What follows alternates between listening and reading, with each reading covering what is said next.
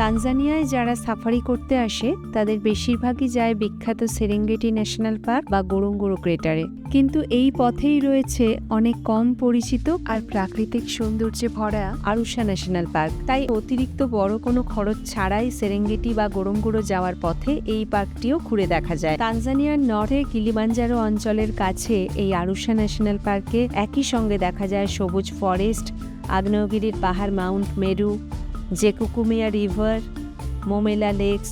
এই লেকগুলোর ধারে অনেক সময় দেখা যায় অসাধারণ সুন্দর ফ্লেমিঙ্গো পাখির ঝাঁক, যা এই জায়গার সৌন্দর্যকে আরও বাড়িয়ে দেয়। পরিষ্কার দিনে এখান থেকে দূরে দেখা যায় আফ্রিকার সর্বোচ্চ পর্বত মাউন্ট কিলিমাঞ্জারোর অসাধারণ দৃশ্য।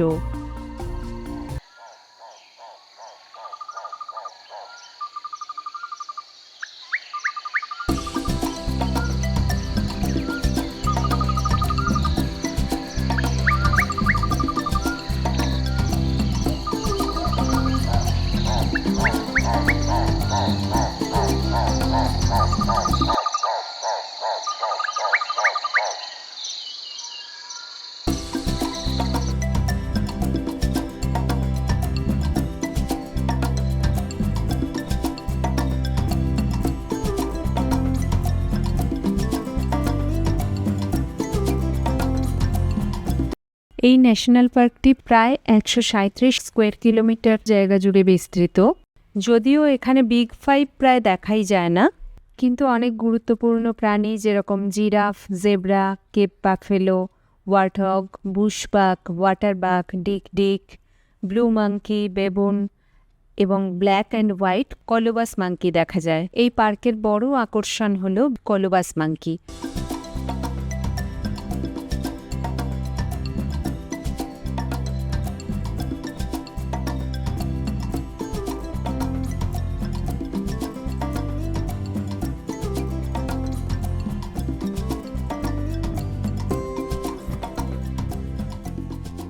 এই অঞ্চলে প্রথমে বসবাস করত আফ্রিকার রোয়া ট্রাইব।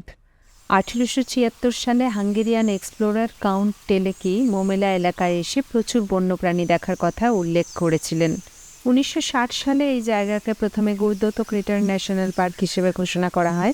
পরে মাউন্ট মেরু অঞ্চল যোগ করে এর নাম রাখা হয় আরুসা ন্যাশনাল পার্ক। এই পার্কের ভেতরেই রয়েছে মাউন্ট মেরু। এটি কিলিমাঞ্জারোর পরেই তানজানিয়ার দ্বিতীয় সর্বোচ্চ পাহাড়, উচ্চতা প্রায় 4566 মিটার। এটি একটি আগ্নেয়গিরি এবং পুরো পার্কের প্রধান ল্যান্ডমার্ক। অনেক মানুষ মাউন্ট মেরু ক্লাইম্ব করার জন্য এখানে আসে। এই পার্কের মধ্যেই রয়েছে মোমেলা লেকস নামে কয়েকটি অগভীর লেক। এই মোমেলা লেকের ধারেই একটা উঁচু ভিউ পয়েন্টে আমরা এদিন লাঞ্চ সেরেছিলাম। নিচে দেখা যাচ্ছিল শান্ত লেক, চারপাশে সবুজ জঙ্গল। সাফারির মাঝখানে এই জায়গাটা লাঞ্চ করার জন্য একেবারে পারফেক্ট ছিল। এখানে প্রায়ই দেখা যায় ফ্লেমিঙ্গো, পেলিকান, হেরন এবং আরও অনেক ওয়াটার বার্ড। আর বার্ড ওয়াচিংয়ের জন্য তো এই জায়গা খুবই জনপ্রিয়।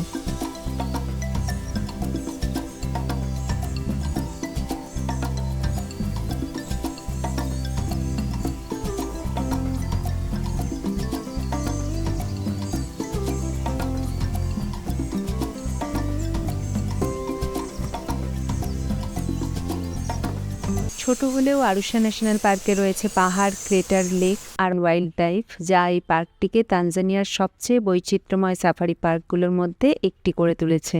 এখানে ফ্লেমিঙ্গো ছাড়াও আরও 400-রও বেশি বার্ড স্পিসিস আছে।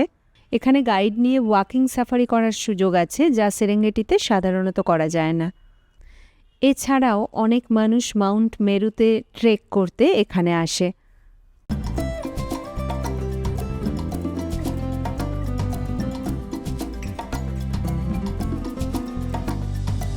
সেরেঙ্গেটি বা গোরোঙ্গোরোর মতো বড় না হলেও মাত্র 137 বর্গ কিলোমিটার জায়গার মধ্যেই আরুসা ন্যাশনাল পার্কে রয়েছে আগ্নেয়গিরির পাহাড়, ক্রেটার, লেক ইকোসিস্টেম আর ওয়াইল্ড লাইফ ডাইভার্সিটি।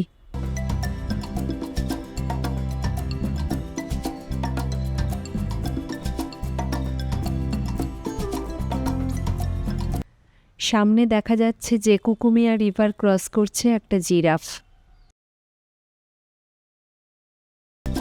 আরুসা ন্যাশনাল পার্কে আমাদের থাকার সময়টা ছিল খুব অল্প। আসলে আমরা ঠিক সেদিনই আরুসা টাউনে পৌঁছেছিলাম আর পরের দিনই আমাদের তারাঙ্গিরে ন্যাশনাল পার্কে যাওয়ার প্ল্যান ছিল। তাই মাঝের এই অল্প সময়টাকেই আমরা কাজে লাগিয়ে আরুষা ন্যাশনাল পার্কে ছোট্ট সাফারি সেরে নিয়েছিলাম। সেই অল্প সময়ের মধ্যেই যা কিছু সাফারি এক্সপিরিয়েন্স হয়েছে তারই কিছু মুহূর্ত এই ভিডিওতে আপনাদের সঙ্গে শেয়ার করেছি।